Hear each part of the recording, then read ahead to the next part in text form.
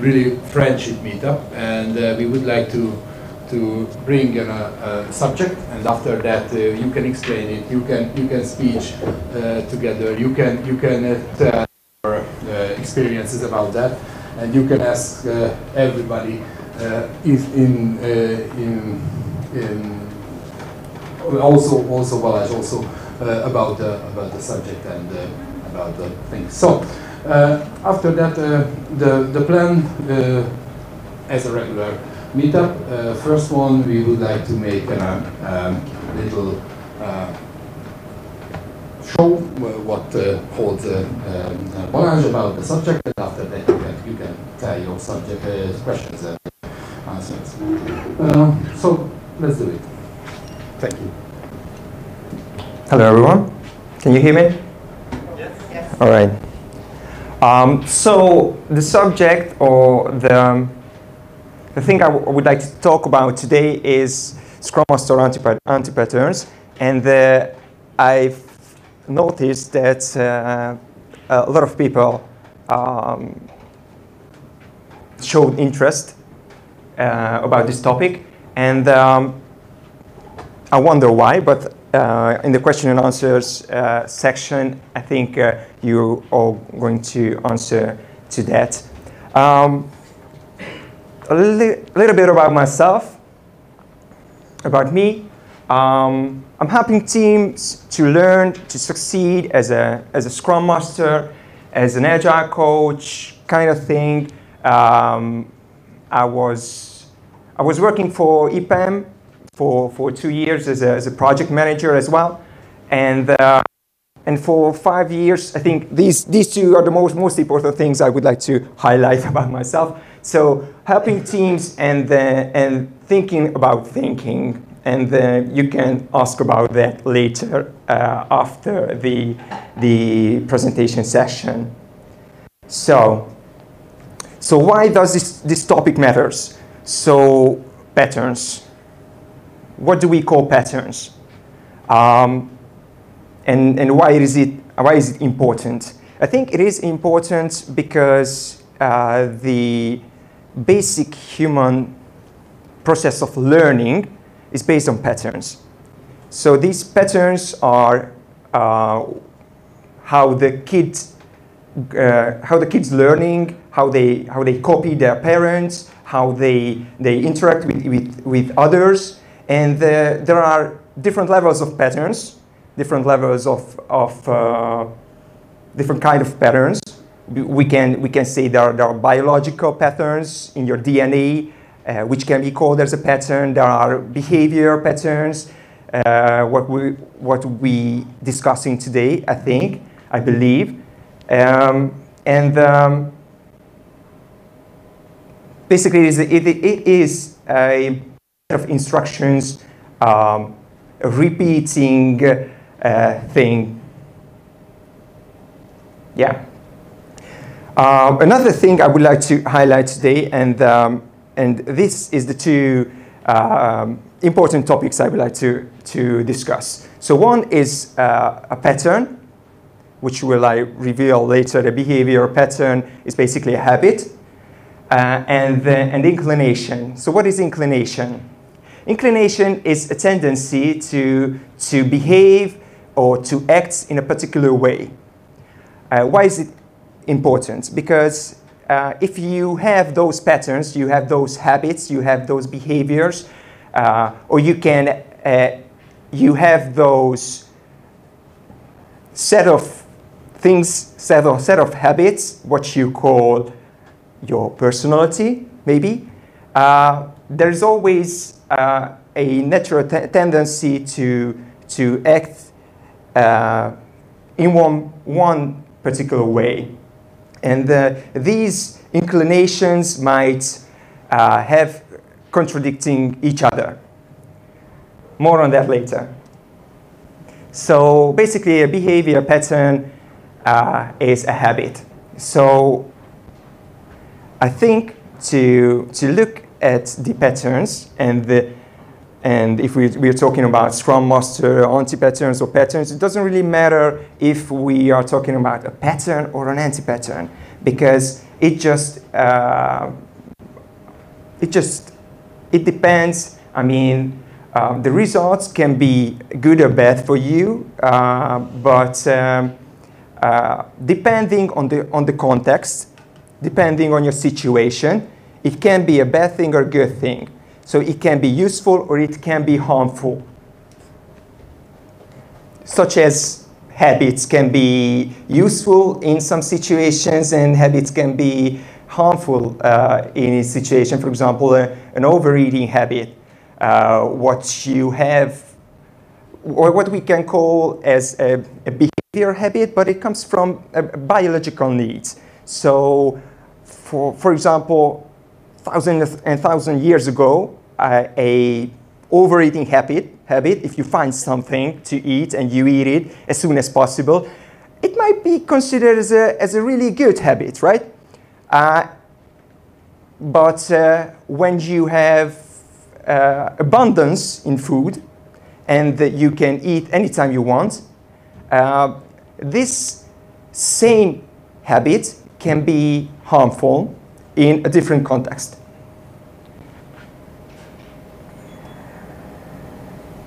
So why do we have patterns? I think it's the same reason why we have patterns, because it's ecologically benefits us. So it is good to have patterns. It's good to have habits. It is good to have automations.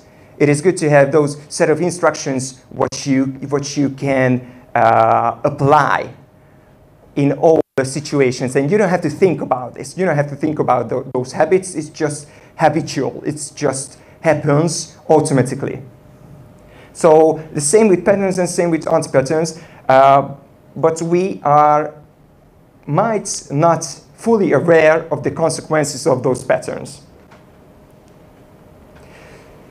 So it might be a little small for you to read, but I would like to highlight, I've listed, I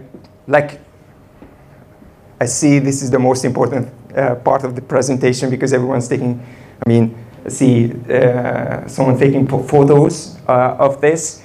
I think what drives you to come here, what drives you to listen to this presentation is this. Because we are looking for patterns. We are looking for set of instructions. We would like to recognize these patterns. But the main problem is, and what I would like to have a discussion with you, is that we are really stopping at the discovery phase of these patterns. So we are a kind of, I will put the presentation to the Facebook site after the presentation or after the meetup. So don't worry about it. You can download it later. So why are we doing this? Why are we so interested in these patterns? And when I put up this slide, I knew that it is the most important part of the slide, most important part, and not the most important, but the most interesting part of the presentation. And why is that? It's really interesting to examine the actual importance of this. So, as a human being, you would like to get these ideas, you would like to get these patterns, to recognize them, but to change them, it's a totally different story. So what happens usually I'm talking about myself, when I go to a meetup and I see these patterns, these magical, I don't know, set of instructions, tools, what others are creating, I really feel like it is something I have to do as well. But I always fail when I try to implement it. And the real question is, why am I failing? So what I ask myself. I will get back to this slide later. When you will have questions, you can point to these examples of anti-patterns. But today, I would like to emphasize and highlight the importance of changing these anti-patterns, changing these patterns, because changing it is the most difficult part. I think most of the parts we see here is not something you need a one-time action for it. It needs to build up a system to change it. All right. So how to break a habit, or how to break an anti-pattern, if you would like to ask. I think one of the most popular answers are, well, I give this question to you. So what do you think, what is the most important, most frequent answer for how to create a pattern, which can be applied to in the analogy to how can I apply Scrum, for example. Because Scrum is basically a pattern. We can call it a framework, but it's a set of instructions, a set of rules. And that's why it is so difficult to have an agile transformation. Because that agile transformation is not depending on the patterns, but it's depending on the habits that the actual practitioners, users, actual people, team members in the team who are using it and failing in it. So I can ask, what is the most? What do you think? What is the most important? I mean, what's the most frequent answer when I raise this question? How to break a habit or how to break an anti-pattern? Anyone? Spot it. Pardon? Spot it. You spot it. Yes, exactly. That's the first part, and that it is. When I mentioned that you need to, I mean, a lot of focus goes to discovering those habits. It's exactly that. But then the first step is that you spot it. I think what I found that the most important, I mean, the most frequent misconception with that is setting goals, right? You set goals. For example, if you have an overeating habit, or you want to quit smoking, that you set a goal and you say you're gonna stick to that goal. But actually, it is helpful to have goals, but most of the times is failing. So why is that failing? I have this quote, which I would read, because you are on the back might not able to read it. So you do not rise to the level of your goals, you fail to the level of your systems. So I truly believe that it is true in so many points. The first part is that you spot a habit, but how can you spot it? How can you pay attention to a habit? How can you pay attention to how can you pay attention to a habit?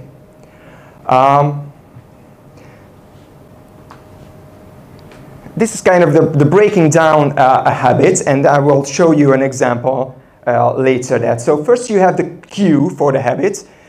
It's something that triggers the habit. So if you let's for the first time let's stick with the overeating habit. So if you have an overeating habit and you have a cue, it is something like you you spot a chocolate on the table. And that's indicates the craving, that you have a desire, a biological desire, an instinctive desire to that chocolate. And the third one is the response that you're eating the chocolate. And the reward is the feeling you get when you eat that chocolate. So what does it have to do with the agile anti-patterns, right?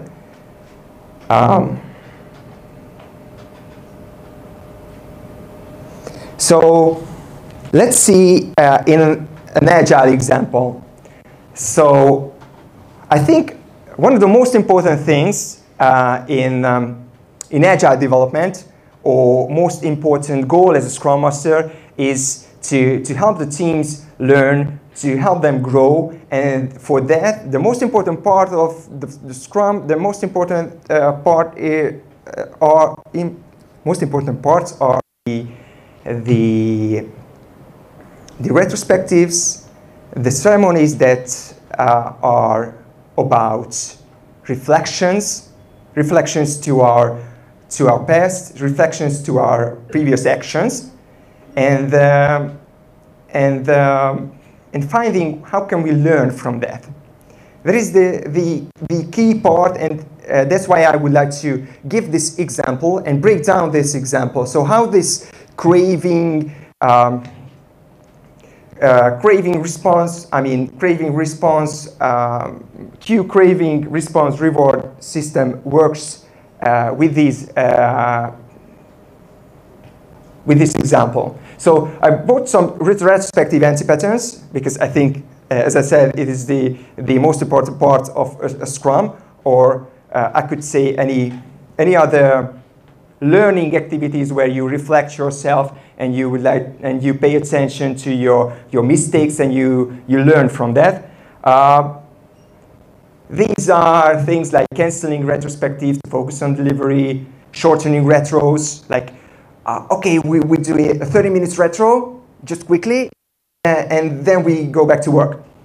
These kind of things. When you are keeping a retro, you don't set goals. You don't set a person who is responsible for that goal. You don't set deadlines. You don't set SMART goals, right? There are the Groundhog Day retrospectives where on every retrospective there's a pattern that came up. We say, oh, it's all the same things it was previously. So we don't have anything else to say. Just document the previous retrospective. It can be endless complaining, blaming, and finger pointing, or that the participants are forced to join. So these might, some of them might or might not, but some of them might look a good idea first. For example, canceling retrospective to focus on delivery, but the actual result in the long run is quite counterproductive. So what is the cue here? So if you take this one example, canceling retros to focus on delivery, anyone met this kind of anti-pattern before, or heard from anyone that's, yeah, right, there are some. So the cue here is that the end of the iteration is getting closer, and there are stakeholders who are interested on the delivery side, and that puts a pressure on the team. So the craving is that the team would like to release that pressure, would like to relieve from that stress, and they also, of course, would like to meet the deadlines as well. So the response might be the team initiates, or the Scrum Master initiates, that I think we should postpone the retrospective, maybe 1 or 2 days, or we can skip it entirely. And if there's no objections, and and they skip the retro. And the reward is that they have 2 more hours to work on the delivery. So they feel a little relieved. All right, so we spot the actual habits. We break down the actual habits, the anti-patterns, and the question is, how can we build a system to avoid these patterns? And it is really a crucial part because it is not ending by, most of I experienced it so many times that the teams are satisfied with spotting these anti-patterns, spotting these problems, and they are kind of relieved after the retrospective because they complained about it or they raised their concerns about it, and they're really not making effort to change it. So to build a system that supports this change, I found these are the questions. Comes from the book called Atomic Habits from James Clear, the guy who I've quoted previously. And these are the simple questions that helps you build a system. So how can I make it invisible or obvious? How can I make it attractive or unattractive? And see it in example. So how can I make it invisible and reduce exposure? So maybe you can reduce the pressure of pressure on the team, or never bringing up the actual idea or the possibility of cancellation. This might be one thing, but there are a lot of things that you can come up with. How can I make it unattractive? Maybe there's no exception allowed. So if you are quite strict with that, there's no exception. We cannot really cancel these or declare consequences or punishments of postponing the retrospective. Or you can maybe highlight the benefits. Highlight the benefits of keeping the retros, that highlighting the and reframing those thoughts that if we are focusing on the delivery right now, it is a quite short-term thinking. So we might want to shift the focus in the long run to a more long-term thinking for the team. So how can I make it difficult to cancel? For example, these are also examples of these actions. Having retro near the team, so the team doesn't have to walk a lot. It can be counterproductive as well, but it always depends on the context. So there are no silver bullets. There are something or some action that might work in one way or in one team or in one situation and might be harmful in another situation. So these are other examples for that. So like bringing snacks and other goodies if it's held, give the right of the cancellation to someone else. So I have to ask someone else to cancel it, or increase the number, and any other way you increase the number of steps you need to take to cancel. So that's why you make it harder to cancel. How can I make it unsatisfying to cancel? Maybe you ask your peer to watch your behavior, like you have an agreement or a contract with your fellow Scrum Master and ask him or her explicitly to watch you out, or make it required to, another example, make it required to publish the cancellation and the explanation to an email list. So if the team wants to cancel a retro, no problem at all, but some of the team members or the Scrum Master needs to publish it to their peers that they are canceling the retrospective, and these are the reasons. So others can conflict them with these decisions. So, to little sum it up, if you would like to break a pattern, or you have an anti-pattern that we would like to break, first break it down to spot it, build a system on it. You found questions for that, and profit. And I get back. Thank you very much. All right, thanks. And I get back to that slide. This. So, for those of you who are on the back, I've just read it out loud. So these are some of the anti-patterns, but these patterns are endless. Randomly skipping stand-ups, on the stand-up, waiting for latecomers, create a status meeting from the stand-up, too long stand-ups, having detailed discussion during the stand-ups, which is kind of the same, skipping groomings, skipping any other ceremonies, boring retrospectives, not creating action points on the retro, same thing on the retro over and over again. That's what I call Groundhog Day retro. No retro at all. PO is busy defining high-level mission, or not defining a high-level mission, not setting clear, PO not setting, and by PO I mean product owner, not setting clear priorities, keeping the team busy, and it's kind of a utilization trap when you have to keep everyone busy. Lack of mission, too much guessing on the product side, working in too large batches.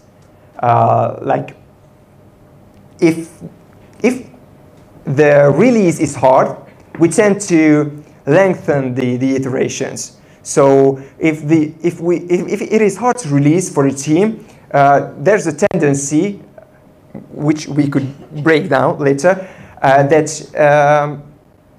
you want this stress to be relieved. That's why you lengthen the iteration. But it's in the long run, it is counterproductive, because if you have a shorter iteration, then if you have to release often, it hurts you so much that you will change your behavior and fix your systems, fix your CI/CD, fix your processes to make it easy to release. Yeah, PO is not available, using the wrong metrics or using the metrics wrong. Command and control from the Scrum Master, micromanaging the team, Scrum Master assigns tasks, no whip limit, no sprint goal, mixing roles like the project manager or product manager or Scrum Master or tech lead, mixing the roles.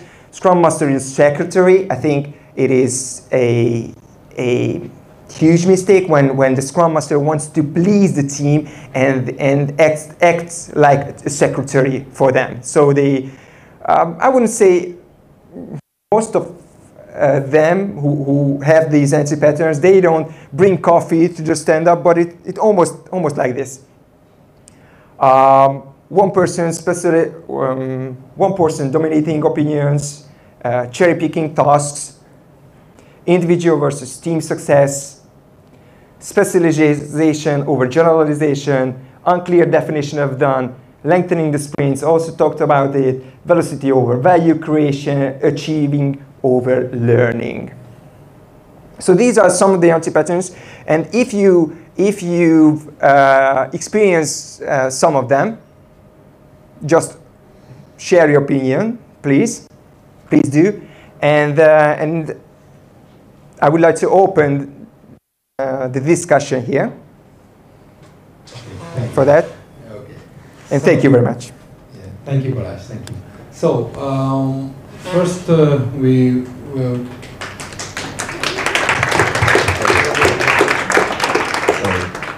So After the next round is the discussion time. So we got a question from the internet, and I would like to start the discussion section of it. The question was, what was your habit? What you exchanged? What you lost? What was the habit? What you lost? What was the habit? What you? It is personally me. Yeah, exactly. I was this guy. The Scrum Master is a secretary guy. Yeah, sure. Yeah. So a Scrum Master is a secretary to. I think it is really difficult to change that, because you have to embrace that sometimes you be disliked, and you need the courage to be disliked, because you do all these things to comply to the team, to make a good impact, to have a good opinion about you.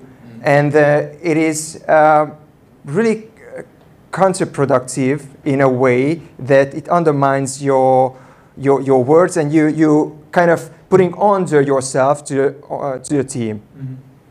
So yeah, but I think I've had all these mistakes once or twice, and then keep doing these mistakes and learning from these mistakes. Okay. I see there word individual and versus team success. What do you mean by that? How it becomes an anti-pattern? Mm-hmm. So individual versus team success. It is. Let me describe the context. So when let's have you have a Scrum Master, or you have a manager who praises for the velocity, praises for things someone's done, someone get done, and that leads to that maybe for cherry picking tasks, like because they want to be excellent in the group and want to stand out from the group, and it undermines the team's success, because they cannot really work on a priority on a team level. So if you work on based on priorities, most of the times you need to like pairing, like pair coding with the other. And if you are valuing the individual success more, it is more difficult for you to help the other, or to mentor for seniors, for example, to mentor others, because they can feel like seniors can feel the others are holding them back. So they cannot excel, and they cannot stand out from the team. They cannot be more appreciated by the manager. So that is what I mean by that. I think it is a huge one, and there are a lot of hidden signs for that. How would you overcome that? Because I've seen that happening. You see that happening. Tell me more about the context. Excuse me, just a minute. I'm sure you also experienced these things in a team. And I'm interested how you dealt with the situation when this is the case, when there are mixed seniority levels in a group, and some senior people are not so open about helping the more junior members of the team. Have you come across such? All right, let's apply what we've learned. So let's try to break down based on these things. So what might be the cue here? So the cue here is the senior developer is when he hears the question, when someone asks them to mentor, for example, the junior, he has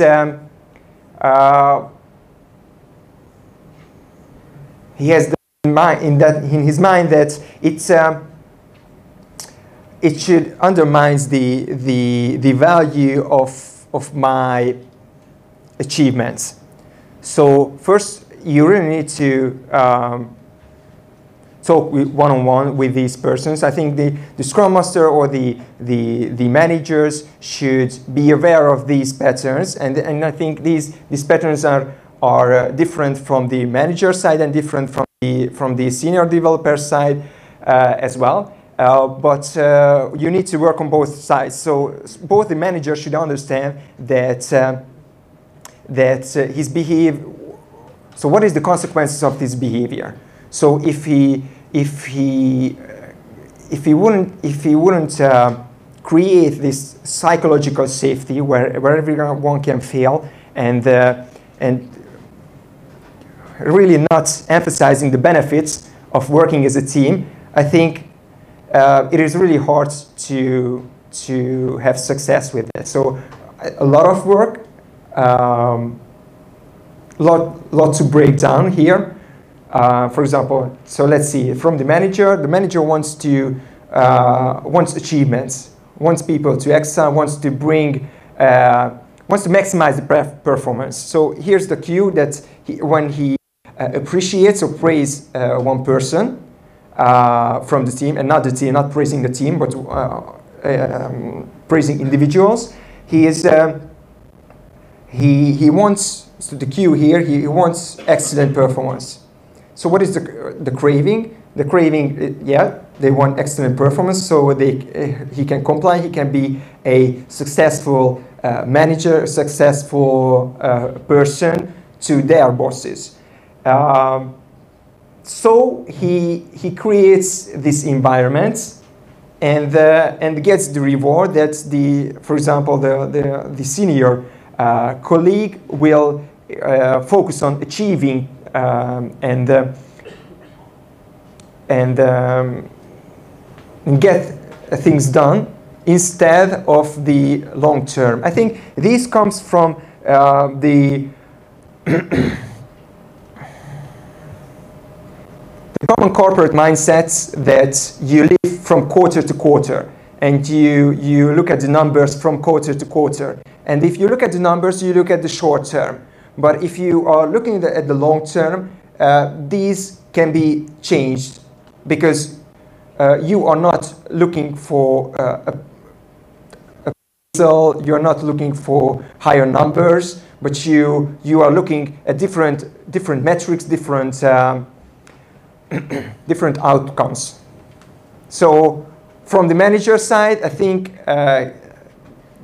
someone should, or the manager should, highlight the benefits of the team efforts, because in the long run it will outperform the individual performances. So from the senior parts, from the senior side, I think it is a habit.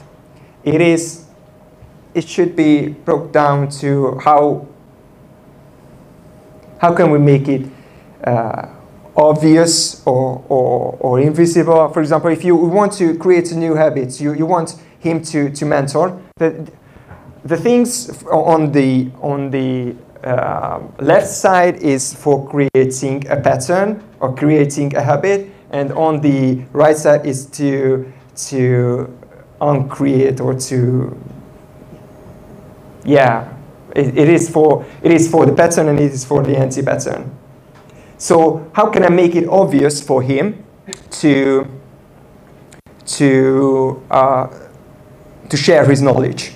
For example, you set up a calendar events. For that, you set fixed appointments to that. So there's a calendar event for mentoring, for knowledge sharing. How can you make it attractive? From the manager should somehow praise these patterns. So we should make it clear that it is the common goal to share those knowledge, to empower each other. how can you make it easy? How can you make it easy? For example,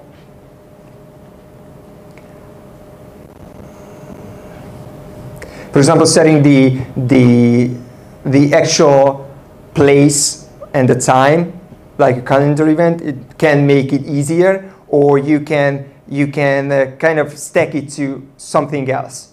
If you do X, then you should do that.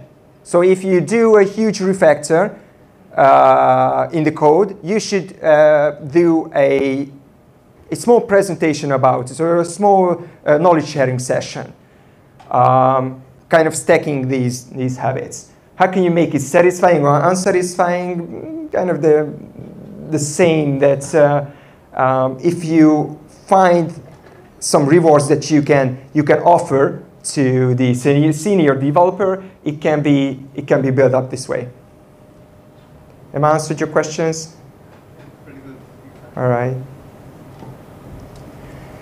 Is there anybody who would like to share an experience? All right. I would like to encourage you to thinking about this together. So if you have some ideas or you have some anti-patterns you would like to share, let's go through these together.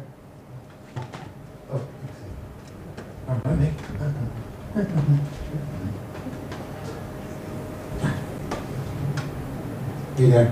Hey. Regarding the patterns or breaking down the habits, we have a team, a new team of developers, and we have a quite good chemistry in between the guys. And we have one, especially a very good coder, to be honest, who's pushing forward his individual benefits all the time, his goals. We are trying to break it down in the Scrum, but it gets, of course, it gets counterproductive at the end of the day in the team. And we try to somehow convince this guy just to step back a little bit, try to communicate more friendly, involve the others in your work, share the knowledge amongst the others. We also try to get them communicational, what do you call it, coaching, just to smoothen things. And several times I tried to ask my colleagues, how would you solve this problem? What would you do? Just let the team make a decision, or let someone who's taking care of HR questions make the decision? What would you do? Anyone? So the question is, what should we do? Should we ask the team about that, and maybe the team wants to kick him out of the team, right? Mm-hmm. Maybe. These are potential consequences. Or let's HR decide, maybe have one-on-ones with the particular person, or I don't know, these kind of things, right? So getting some kind of. If you try to step on a side that to give every possible option to solve the situation between the team members, and it seems not to be working. So we are kind of at the end of the road. If I were the man to make a decision, but I'm not. Yeah, if I were you, I would seriously consider to kicking him out of the team. I think. How would you do that? Put this decision on the team or put this out?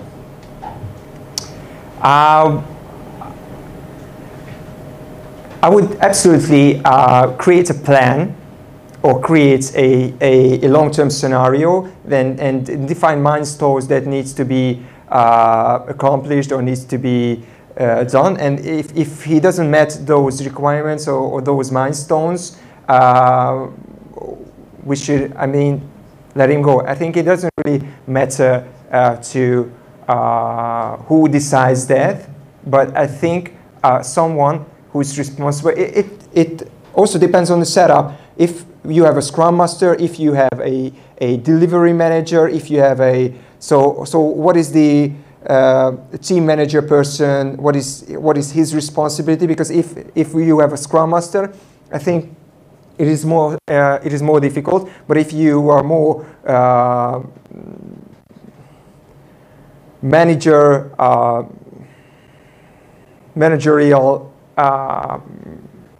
thing between the team and the person, I think it is more beneficial for the manager to take responsibility and let him go.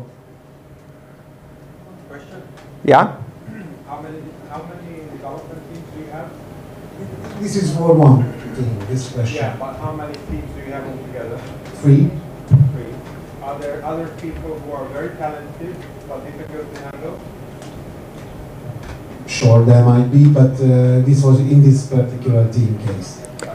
Have you considered putting them together No. and working on a task that fits their capabilities and capacity? We have been changing team members, trying to set up different teams, and that has not been working either. It is a tricky question, because if there are a lot of solutions for that. For example, if you bring him out of the team and set him as a loner, like a distinguished person, you can call it an expert or someone who is not working in a team but a loner, but you let him work, and it depends on his skill sets, his additional value. So is it 10 times value for that particular person than the team altogether? So it depends on the added value, and also depends on the behavior, because you really need to be careful what behaviors you are appreciating. So if you're appreciating a bullying, a bad behavior, it is harmful for your culture, whatever you do with that person, right? But I also don't want to put that pressure on the team by making this decision. That could also be a threat on the other side. Pardon? Shall I repeat it? Yeah, please. I do not, in my personal opinion, Yeah. I wouldn't put the pressure on the team to make this decision. I would ask it from head above. Yeah, exactly. Me neither. I mean, me too. Okay, thank you. I'm running.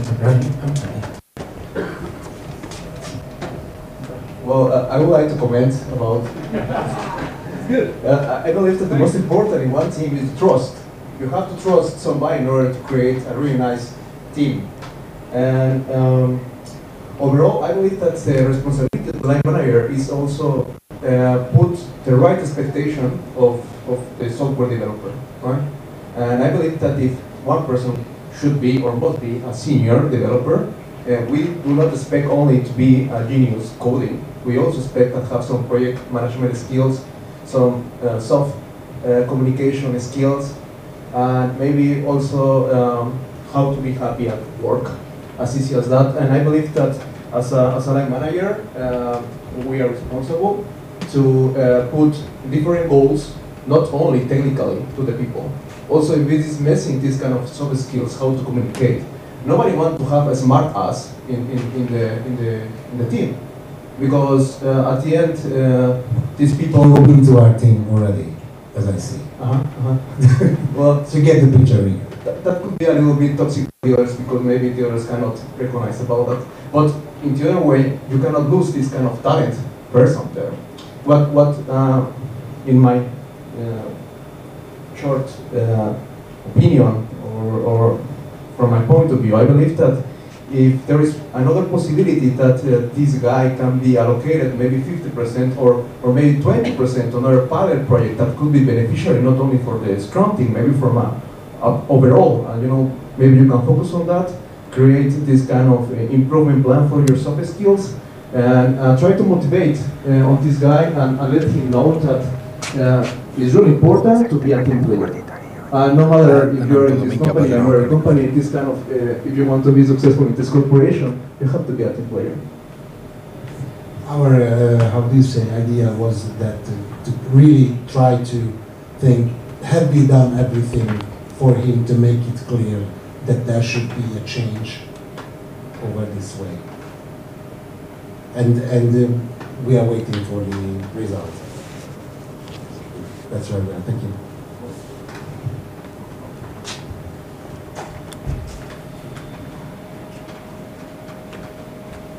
Is there any anti-pattern? What is there anybody who would like to explain, talk about that? Is there any experience? Is there any question to the team? No? Just to get back to that topic, I have the same situation, kind of the same. I have a engineer who is really putting that 10 times output, who is most senior person in the kind of the company, and there are recurring problems with, let's say, soft skills. So with team dynamics, with social dynamics, with him in the team, and I'm seriously considering to distinguish. I mean to pull him out from the team, and because I believe that whatever he does, it will be beneficial. I will give him like a free to do anything position, like giving, let's call it an expert or distinguished engineer. It can be anything, but it always depends on the person. So is it someone who is respectable for others and have these little things, or is it someone who totally, I don't know, really out of the, he cannot really work in a team at all. Yeah. In energy, they call these kind of people hero, as long as I'm concerned. So he really is a hero type. Yeah, can be. Okay. So, is there any anti-pattern question or something like that? Okay. Thank you very much for coming, and thank you, Balázs, for the show and for the presentation. Thanks for the presentation. And let's talk about together. Stay here and eat and drink. Thank you very much. All right. Thank you. Thank you. Oh, just a minute. I forgot. Please, as we can do it agile as we can do. Please leave a feedback there, and we would like to make it more efficiency and more happiness, powerful, or something like that. Thank you very much. Thank you.